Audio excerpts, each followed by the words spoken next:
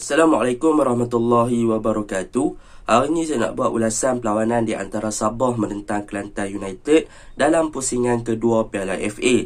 Sabah berjaya menang pada perlawanan ini dengan jaringan daripada Taiki Kagayama dan juga satu daripada Sadir Ramdhani, manakala gol pasukan Kelantan dijaringkan oleh Jacob. Jadi keputusan perlawanan, Sabah menang 2-1 selepas perlawanan berlajuntan sehingga masa tambahan 120 minit.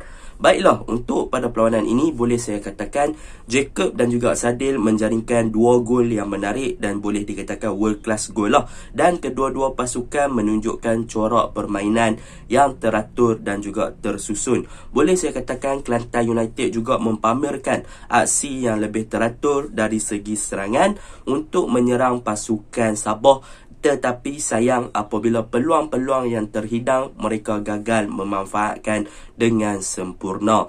Jadi di sini kita boleh lihat yang Sabah adalah pasukan yang lebih efisien dan lebih bagus daripada memanfaatkan peluang ketika di hadapan gawang untuk menterjemahkan peluang tersebut kepada jaringan. Jadi Sabah adalah pasukan yang memang deserve untuk menang perlawanan ini. Baiklah, kita masuk ke dalam ulasan perlawanan. Saya akan mulakan ulasan perlawanan dengan pasukan Sabah dahulu. Untuk perlawanan ini, apa perkara yang boleh saya puji untuk pasukan Sabah adalah mengenai corak mereka menyerang, terutamanya di bahagian tengah yang diketuai oleh Park Tae-soo dan juga Stuart Wilkin ketika first half dan juga second half.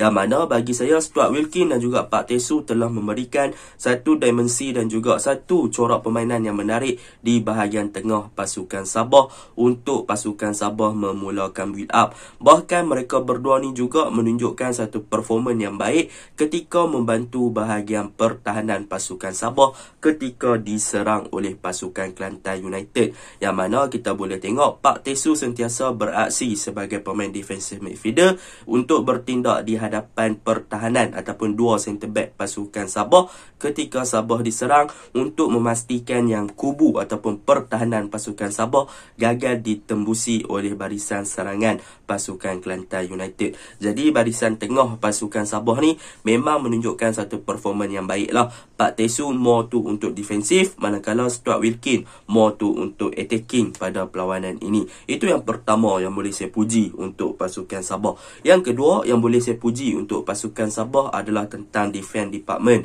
yang diketuai oleh Dominic Tan pada perlawanan ini, yang mana beliau juga menunjukkan dengan rakan-rakan yang lain di bahagian pertahanan tengah dan juga pertahanan kanan serta kiri, mereka beraksi dengan baik bersama dengan Rawisin Batuil, yang mana mereka memastikan yang kedisiplinan mereka ataupun mereka bermain dengan kompak untuk memastikan yang pemain Kelantan United gagal untuk menembusi barisan pertahanan Sabah dengan mudah. Dari segi interception, dari segi blocking, dari segi challenge ball, memang barisan pertahanan Sabah semalam beraksi dengan sangat cemerlang. Yang mana di first half kita boleh lihat yang mana formation diguna pakai oleh Sabah ketika mereka bertahan sebenarnya lebih kepada back 4 bukannya back 3 ataupun back 5 seperti mana di atas kertas, yang mana Rawisin akan lebih bertindak di bahagian back kanan, Nazirul Naim di kiri dan juga Rawisin di bahagian tengah bergandingan sama ada dengan Park Tae-soo ataupun partner dia. Jadi benda tersebut dah yang telah memberikan sedikit kelebihan untuk Sabah bertahan ketika diserang atau di counter oleh pasukan Kelantan United yang lebih dominan untuk melakukan serangan di bahagian wide area ataupun bahagian sayap. Itu perkara yang kedua yang boleh saya puji untuk pasukan Sabah.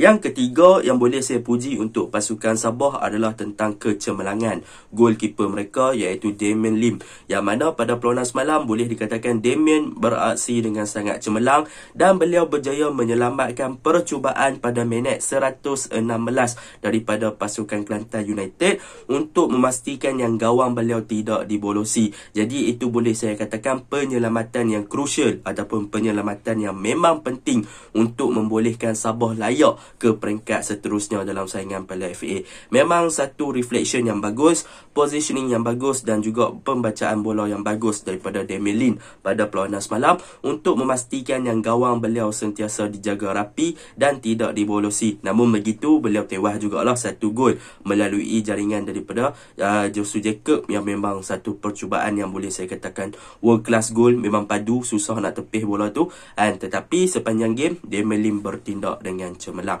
Itu yang ketiga yang boleh saya puji untuk pasukan Sabah. Yang keempat yang boleh saya puji untuk pasukan Sabah adalah tentang peranan Amri Yahya.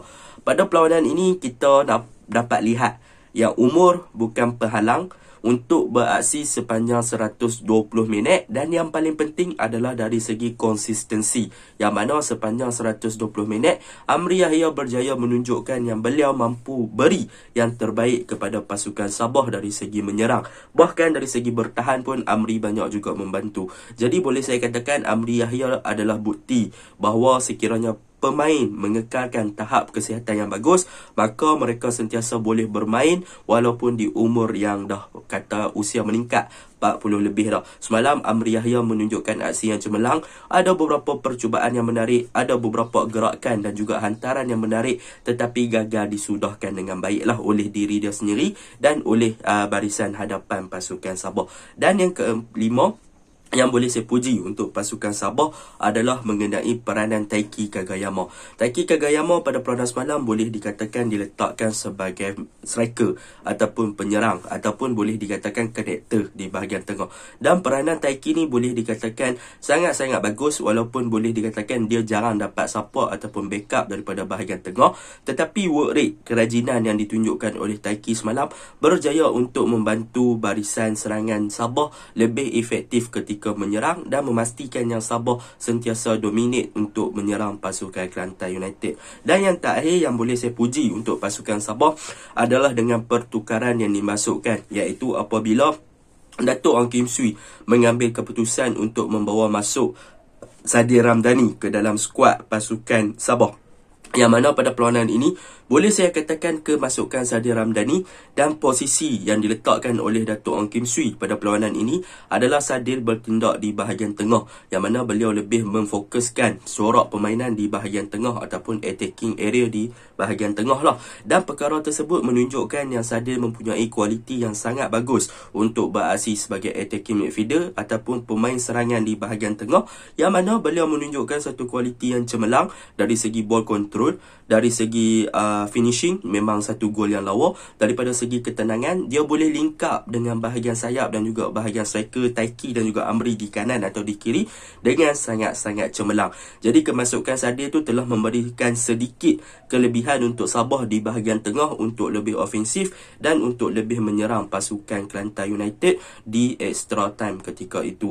Jadi peranan Sadir ni memang penting lah, walaupun diletakkan bukan di posisi kanan ataupun di posisi sayap, tetapi di bahagian tengah beliau menunjukkan yang beliau adalah player yang versatile, boleh bermain di mana-mana sahaja sekiranya diturunkan oleh coach. Itu untuk kelebihan dan juga perkara yang boleh saya puji untuk pasukan Sabah.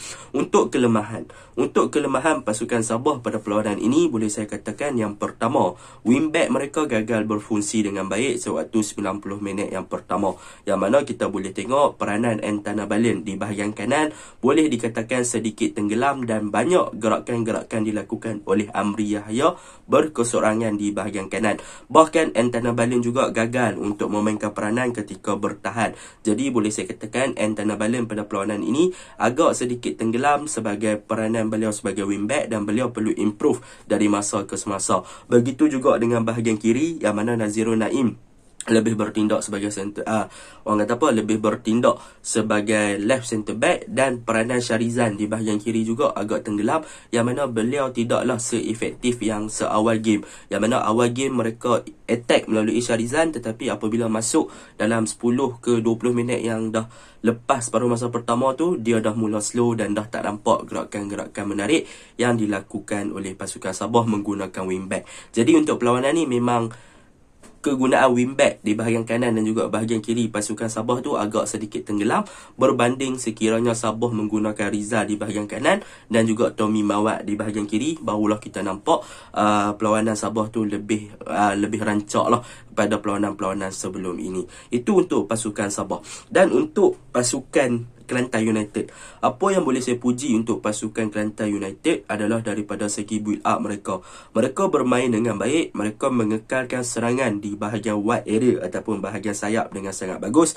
Mereka banyak menyerang barisan pasukan Sabah di bahagian kanan dan juga bahagian kiri, dan gerakan-gerakan yang mereka lakukan tu memang agak tersusun dan mereka berjaya untuk cipta beberapa peluang yang menarik. Dan yang paling penting, mereka juga kadang-kadang dominate di bahagian tengah dengan short passing ataupun one two touch football sahaja untuk melakukan switch play daripada tengah ke kanan ataupun daripada kanan ke tengah, tengah ke kiri dan sebagainya untuk mencipta serangan ke arah pasukan Sabah.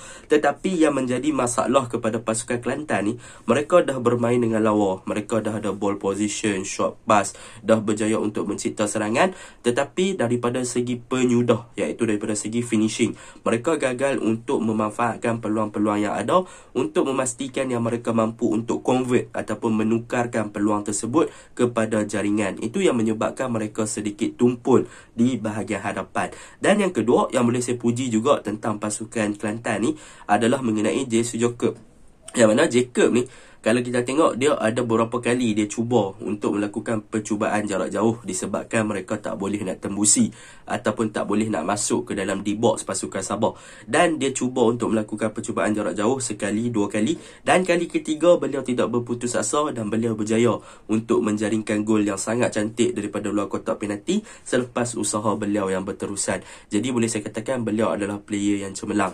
Yang ketiga adalah tentang midfield mereka, iaitu Salifu. Salifu juga menunjukkan yang beliau mampu untuk mengawal bahagian tengah dengan sangat baik. In term of defending, beliau pun baik. In term of attacking, beliau juga boleh involve dengan serangan ataupun corak 1-2 daripada bahagian tengah ketika Kelantan United build up di bahagian tengah. Memang sangat-sangat baguslah. Dan kekurangan pasukan Kelantan macam saya cakap tadi, iaitu daripada segi finishing ataupun penyudah. Yang kedua daripada segi defense department, yang mana mereka boleh dikatakan agak terlalu leka. Walaupun overall game mereka berdisiplin, mereka fokus, mereka compact, tetapi dua gol Sabah tu boleh dikatakan akibat kesilapan dari mereka sendiri. Gol Taiki, tak ada orang challenge Taiki, orang membiarkan Taiki berada dalam keadaan yang bebas. Gol Sadil, tak ada orang yang cuba nak block, ada seorang pergi block tetapi memberi ruang yang agak banyak dan masa yang agak banyak untuk Sadil melepaskan rematan. Jadi itu sahaja ulasan saya. Assalamualaikum.